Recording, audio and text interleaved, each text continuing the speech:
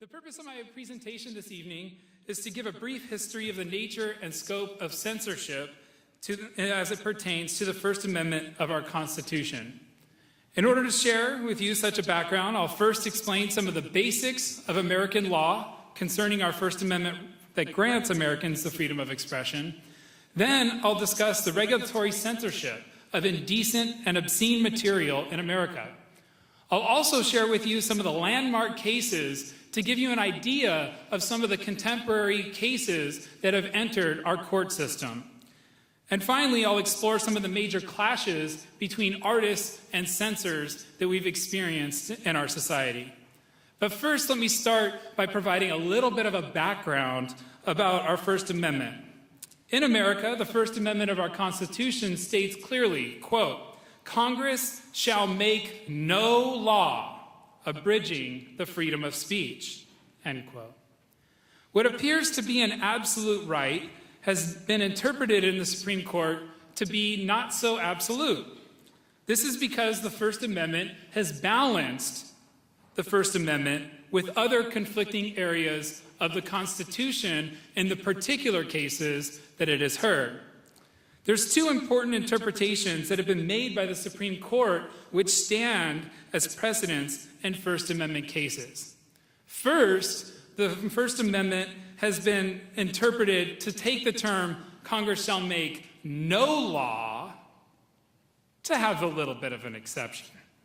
For example, the First Amendment does not stand in the way of laws punishing offers to engage in illegal transactions, solicitation, conspiracy, antitrust violations, obscenity, fighting words, certain types of defamation, untruthful or misleading commercial speech, sexual harassment, child pornography, and speech that incites unlawful activity. Each of these areas may be subject to censorship by the government. Thus, the Supreme Court has formed a complex web of free speech exceptions here by altering what it means by "Congress shall make no law." The second important interpretation is that the freedom of speech is not limited to verbal expression.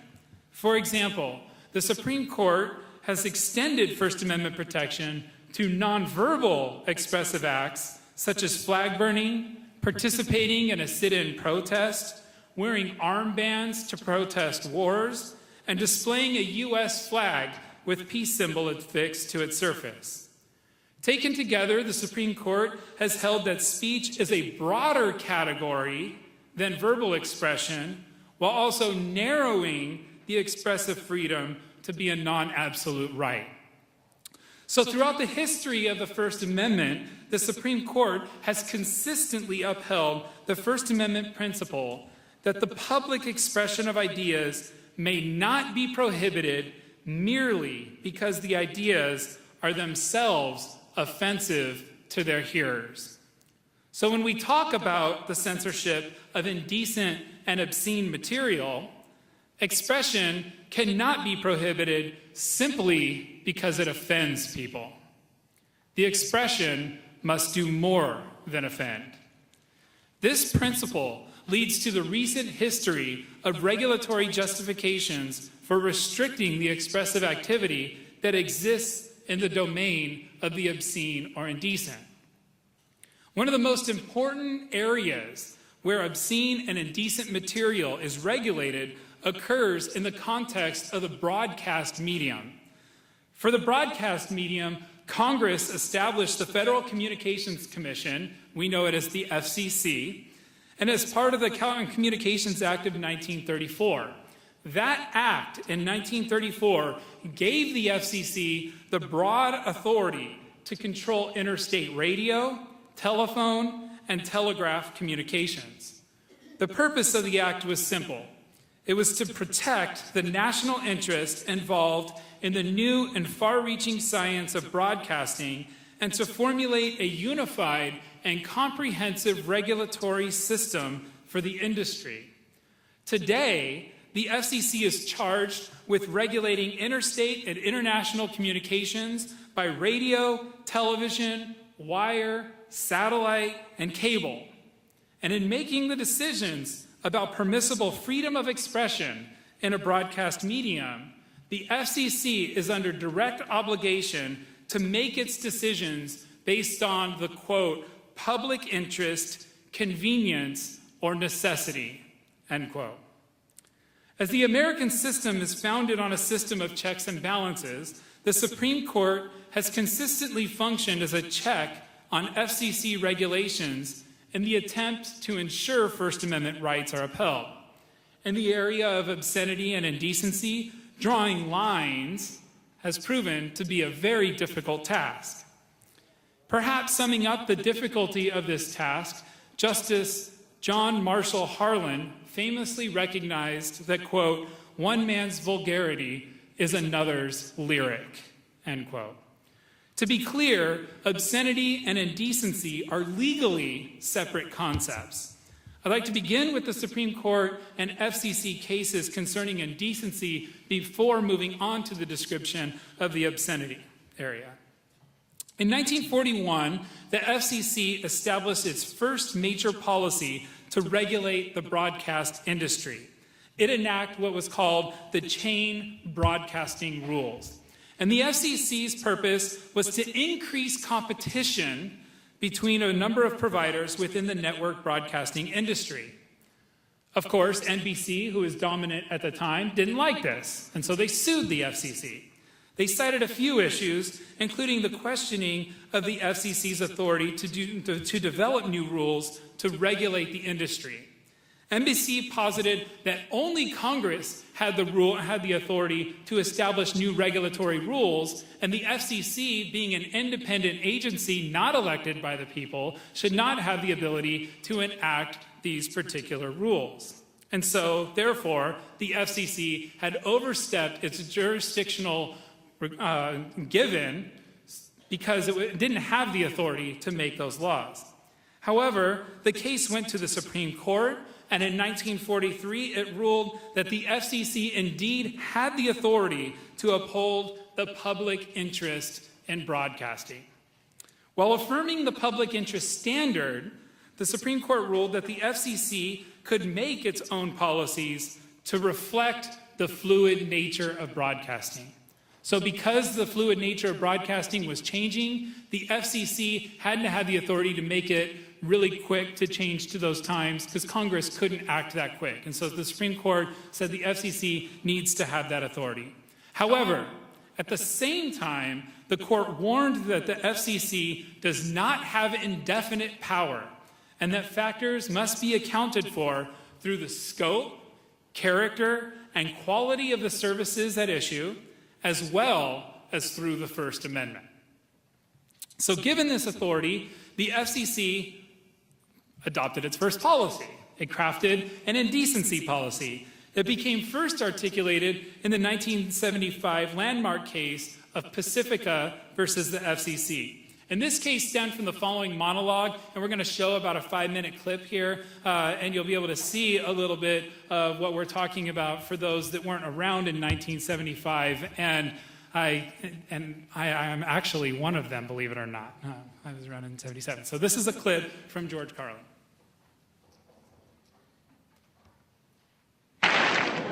So the words, as I say, shit, piss, fuck, cunt, cocksucker, motherfucker, tits, fart, turd, and twat. Now, motherfucker came off the list immediately, the first day. In fact, I had a call from an English language purist. Some guy he had to talk, you know, he got on the phone. He tells me I have a duplicate on my list. I have a duplication.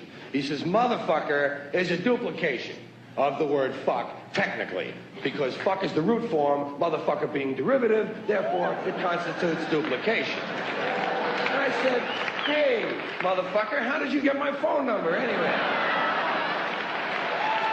I didn't even know I had a phone. I said, look, man, it may be derivative, but you still can't say it. Still can't say motherfucker on TV, can you? He said, no, but you can't say fucky, fucking, fuckola, fuckaroony, or fuckerino either. Well, I said, yeah, that would crowd up my list something awful. So I just struck that motherfucker away. Struck it from the list. Motherfucker was gone. Now the list was shit, piss, fuck, cunt, cocksucker, tits. Shit, piss, fuck, cunt, cocksucker, tits. Doesn't it sound like something's missing? Does it sound like an old friend is gone? Shit, piss, fuck, cunt, cocksucker, tits. Remember the old rhythm? Shit, piss, fuck, cunt, cocksucker, motherfucker, tits. Cocksucker, motherfucker, tits. Cocksucker, motherfucker, tits. Cocksucker, motherfucker, tits. Now, shit, piss, fuck, cunt, cocksucker, tits. It falls apart. It isn't going anywhere. And by now, cocksucker is the dominant word on the list. Previously, with motherfucker on the list, cocksucker was somewhat balanced out. They were the only multisyllabic words on the list. But now, cocksucker stands alone. Shit, piss, fuck, cunt, cocksucker, tits. And who knows, maybe it doesn't belong either. After all, motherfucker turned out to be a ringer. Let's take a look at cocksucker. See if this one belongs. We'll divide the word cock and sucker from each other, those words. Sucker isn't dirty. Sucker, it's suggestive as hell. But it isn't dirty. And cock, that's not dirty all the time. That's one of those words that's only partly filthy. Cock, if you're talking about the animal, it's perfectly all right. They used to read that to us from the Bible in 3rd grade. And we would laugh. Cock is in the Bible.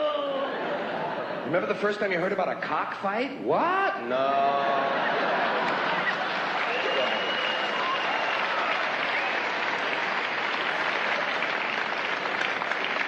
And even the word cocksucker itself has been twisted out of all of its original meaning. It's been distorted. For some reason now, cocksucker means bad man. It's a good woman. How did they do that?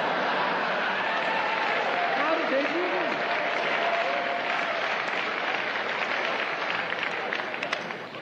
Well, tits is on the end of the list.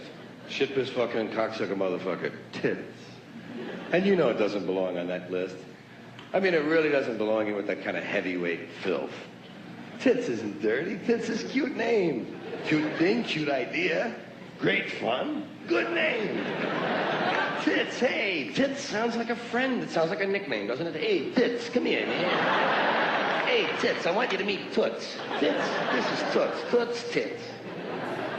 Tits. Cute word, nice word. I love a word that spells the same forwards and backwards like tit. Don't you think it's so cute when a word is spelled the same forwards and backwards? I always wished my name was Otto. Just so I could walk backwards and yell my name, you know? Otto! Otto! Otto! Well, I had strange dreams. But the word tit is on the list because you can't say it on television. You can't say tit. Imagine that. Can't say tits. You can say boobs. Boobs is spelled the same forwards and backwards, too. Boobs is all right. You can't say tits, but you can say boobs. In fact, boobs is an answer now in Match Game. I had boobs, Gene. Boobs, $200. Tits, $200 fine, maybe. You can't say tits. You can say teats. Teats is all right, providing you're on at 5 in the morning and a cow is your guest. But you can't say jugs and you can't say knockers, you know. That's right, Danny. Pull on the cow's knockers. Right, grab a knocker in each hand, attaboy. Now alternate knockers. Good deal. Can't say that. Tits. Tits sounds like a snack, you know. Well, I know what you're thinking. But tits sounds almost, it sounds Nabisco to me. It sounds like Nabisco has reserved that name. Because tits sounds like a thing at a party. Pass the tits, would you be? Say, those things are responding.